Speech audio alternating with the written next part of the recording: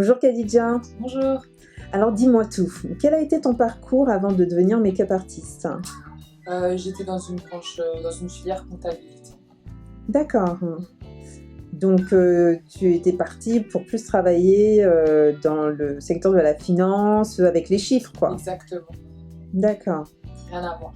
Rien à voir, tout à fait. Et après, donc le make-up est arrivé comment dans ta vie? En fait, pour moi, c'était plus une passion, c'était quelque chose que j'aimais bien faire depuis longtemps, même avec mes copines, elles venaient à la maison quand elles avaient des mariages, des anniversaires, je les maquillais comme je pouvais, hein. Mhm. Et donc, du coup, après, je me suis dit, une fois que je devais revoir ma réorientation professionnelle, je me suis dit, pourquoi pas le maquillage, vu que c'était quelque chose qui me passionnait déjà. Tu étais à l'école Make-up Forever, je crois, c'est ça? Make-up atelier. Ah, le Make-up Atelier, excuse-moi. C'est pas grave. Donc, est-ce que tu peux nous en parler? Oui, c'est une école qui a été créée par une femme qui s'appelle Hélène. C'est une maquilleuse très talentueuse. Elle a commencé très jeune le maquillage. Et donc du coup, en fait, ils donnent des cours Ils ont leur boutique avec leur gamme de maquillage. Et il y a l'école de maquillage et franchement, c'est une bonne école. Et est-ce que pour toi, c'est une étape indispensable pour toi pour pratiquer ce métier? Oui et non, puisqu'il y a beaucoup de maquilleurs professionnels qui sont autodidactes de base. Ils ont appris sur le terrain, ils ont appris à force de pratiquer, puisque le maquillage, c'est aussi beaucoup de pratique. Mais je pense que c'est très important pour pouvoir acquérir les bases et se perfectionner pour améliorer les acquis qu'on a déjà, du moins. Une fois que tu as ce diplôme, tu es sûre de trouver du boulot? Non, après, je pense que c'est vraiment aussi un travail à faire soi-même. Il faut se motiver, faut prendre beaucoup de risques. Après, ça dépend dans quel secteur tu vas travailler. Moi, j'ai des copines qui travaillent chez Sephora, elles aiment bien. Tout dépend de ce que toi tu veux faire, de ton plan de carrière. Et qu'est-ce que tu aimes le plus dans ton métier et le moins? Ce que j'aime le plus dans mon métier, c'est en fait la satisfaction de se dire qu'une personne elle s'est sentie embellie en passant par mes pinceaux ou par mon peigne. Donc je pense que c'est surtout ça en fait, c'est vraiment voir le travail à la fin. Ça veut dire que tu es parti d'un point A et pour arriver à un point B. Je pense qu'il n'y a pas mieux que de voir sa cliente après sourire en se regardant dans le miroir ou en étant surprise, en se demandant c'est vraiment moi et tout. Je pense que c'est ça, c'est vraiment la joie que ça procure aux gens quand tu maquilles. Et qu'est-ce que tu aimes le moins? Ce que j'aime le moins, rester debout, se casser le dos. et pour moi, surtout, je pense que le maquillage, c'est là pour sublimer. C'est pas, on ne doit pas avoir l'impression d'avoir un masque et d'être une autre personne dès qu'on n'est pas maquillé. Donc c'est vraiment ça. En tout cas, moi, ma base, pour moi, c'est vraiment sublimer ce que j'ai déjà comme base. J'entends quelquefois certaines personnes dire qu'ils trouvent que les make-up artistes français, leur travail est moins visible que les make-up artistes américains. Pour quelle raison, à ton avis? Je pense qu'on a moins de peps que eux dans le sens où après voilà, c'est les Américains, tout c'est dans le show toujours, voilà, ils aiment bien tout ce qui est glow, le show, montrer et compagnie.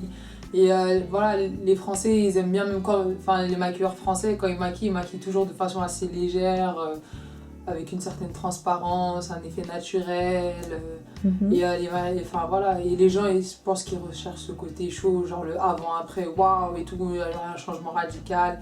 Et puis on fait pas les choses de la même façon. Il n'y a qu'à regarder sur Instagram une maquilleuse française et une maquilleuse américaine, c'est pas du tout la même chose. Et puis je pense qu'ils ont ce truc là, devant la caméra. En fait, ils savent faire la comédie, faire le show. Le show. Ouais. Il y a un make-up artiste que tu admires?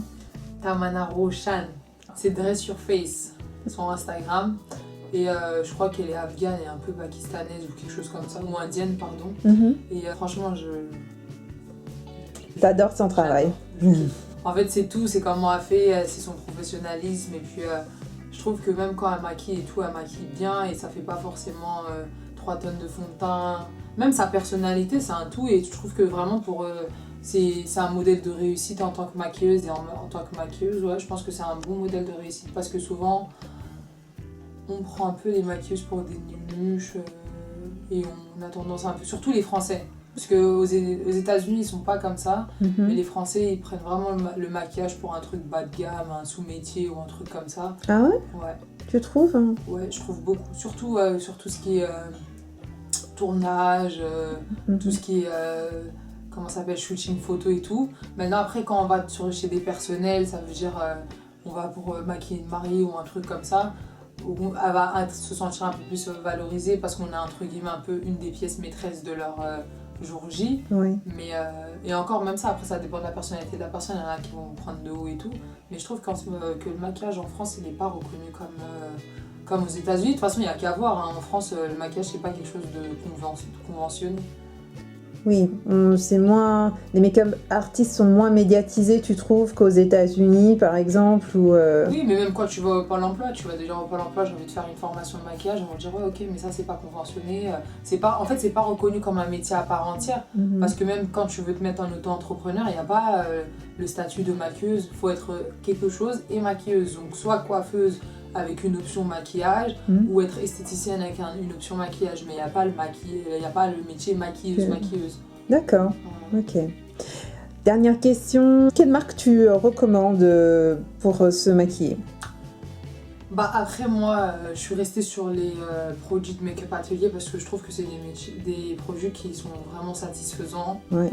et ils ont une excellente qualité, surtout au niveau des fonds de teint, moi j'aime beaucoup. Ils ont une tenue, une très bonne tenue Mhm. et pour avoir même testé les fonds de teint dans des pays chauds, très chauds, bah c'est des fonds de teint qui ne bougent pas quoi. Enfin quand je me maquille moi avec du make-up atelier, je suis pas obligée de poudrer par exemple.